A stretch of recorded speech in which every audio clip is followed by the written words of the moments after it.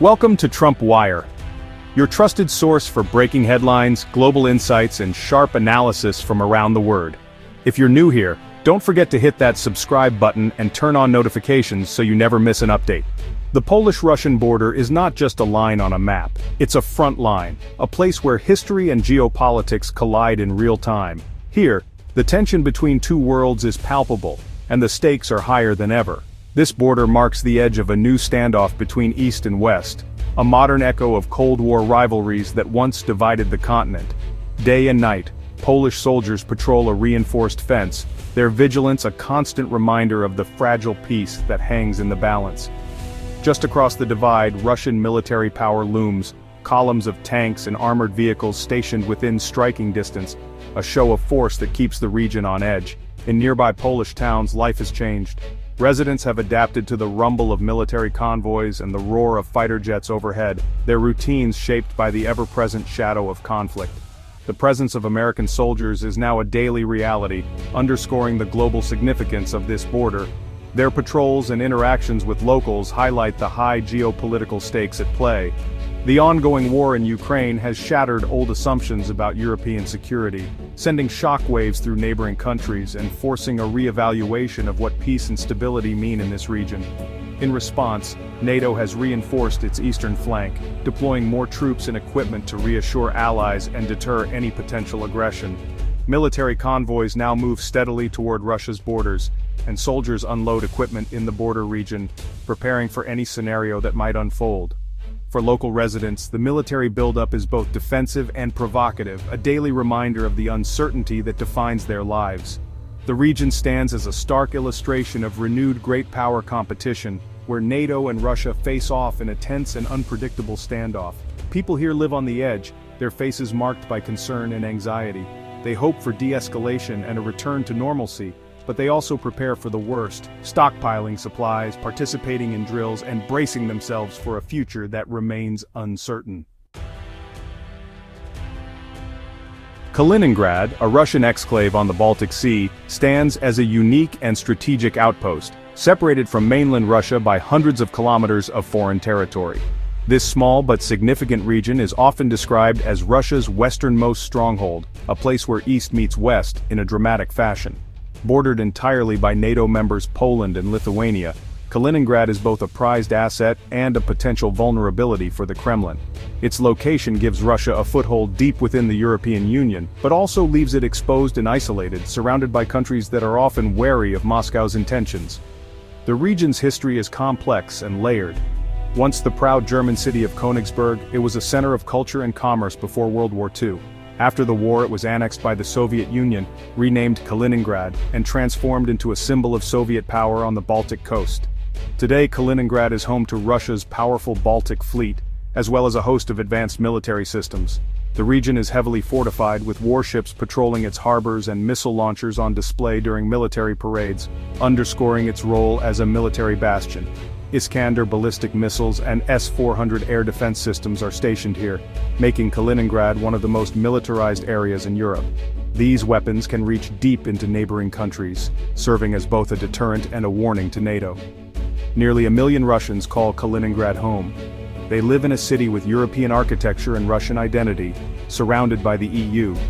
Yet, life here is shaped by geopolitics. Residents feel the impact of Western sanctions, which have led to shortages and economic uncertainty. Kaliningrad is more than just a military outpost. It's a symbol of Russian power and pride, but also of anxiety. The exclave is a focal point of East-West friction, where tensions between Russia and NATO are felt most acutely.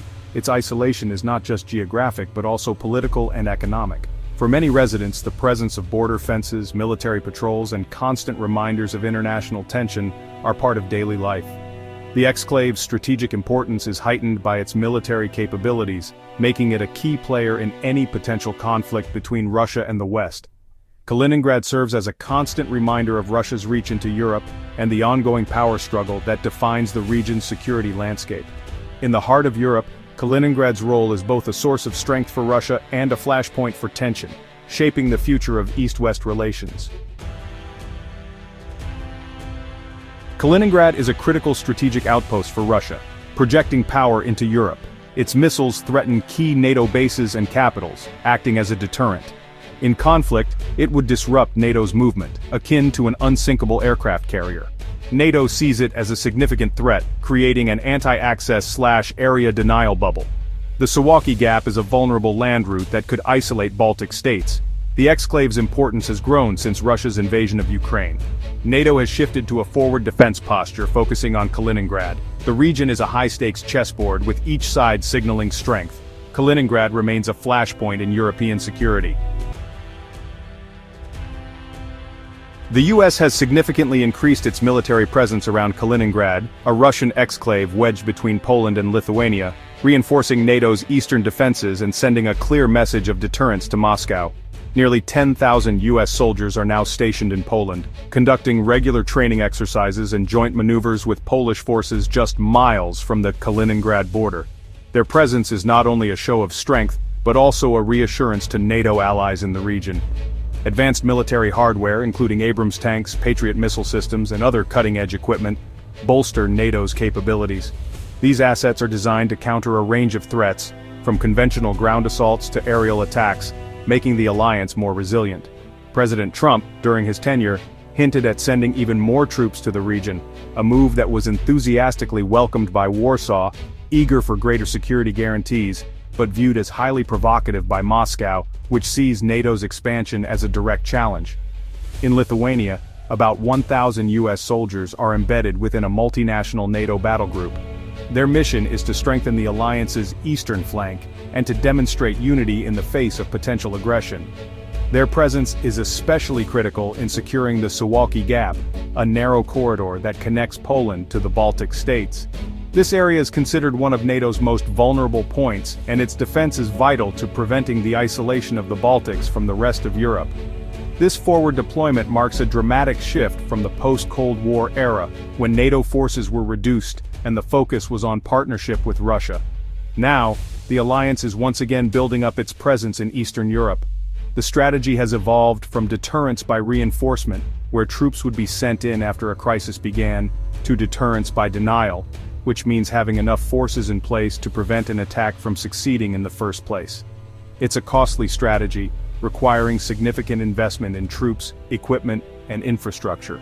But for many in Europe, it's seen as a necessary price to pay for stability and peace in a region that has become increasingly unpredictable. The buildup signals a renewed commitment to defend against potential aggression, with troops on high alert and ready to respond at a moment's notice. The US presence is a tangible reinforcement of NATO's collective defense pledge, an assurance that an attack on one member will be met with a response from all. The military posture aims to prevent an attack from succeeding, making any potential aggression too costly for an adversary to contemplate. This strategy is a direct response to the perceived threat from Russia, whose recent actions in Ukraine and military buildup near NATO borders have raised alarm across the alliance. The security environment in Eastern Europe is now more dangerous and unpredictable than at any time since the end of the Cold War, requiring robust and visible defense measures to maintain peace and deter conflict. Poland and Lithuania are bolstering their defenses independently. Poland aims to build Europe's largest land army, purchasing advanced military equipment. The buildup is visible near Kaliningrad and Belarus, with large-scale drills. Poland expands its army and territorial defense force for local defense. Lithuania increases defense spending, fortifying borders, and modernizing its military. New fencing and surveillance systems are constructed along the Belarus border. Lithuania acquires advanced weaponry and hosts a historic deployment of Allied forces. Germany stations a full combat brigade in Lithuania, enhancing NATO's defense. The US presence turns Lithuania into a NATO bastion. Together, Poland and Lithuania transform the eastern flank into a fortified deterrence. As military forces gather, rhetoric sharpens, increasing tension. Russian officials warn that an attack on Kaliningrad would trigger nuclear retaliation. Security incidents, like a drone crash in Poland, test defenses and sow confusion. Airspace violations by Russian aircraft challenge NATO's air policing. Each incident risks escalating into a larger conflict. The Kremlin remains defiant amid new sanctions discussions. Economic pressure won't sway Russia, according to a Kremlin spokesperson. The environment is thick with suspicion and danger. The potential for a small incident to spiral into conflict is real. The region remains on high alert, balancing deterrence and diplomacy. The Baltic region is on edge, with conflict feeling closer than ever before in recent memory. Military drills and the presence of foreign troops create anxiety and uncertainty for local residents. The risk of miscalculation is high, with opposing forces operating in such close proximity. A small incident or misunderstanding could ignite a much wider conflict. Deterrence and clear communication are key to avoiding a devastating war. NATO aims to make any aggression costly, deterring Russian military adventures in the region. Open communication channels are absolutely vital to de-escalate incidents and prevent escalation. The region's security hangs in a delicate and precarious balance. The world watches closely, hoping for wisdom and restraint from all leaders involved.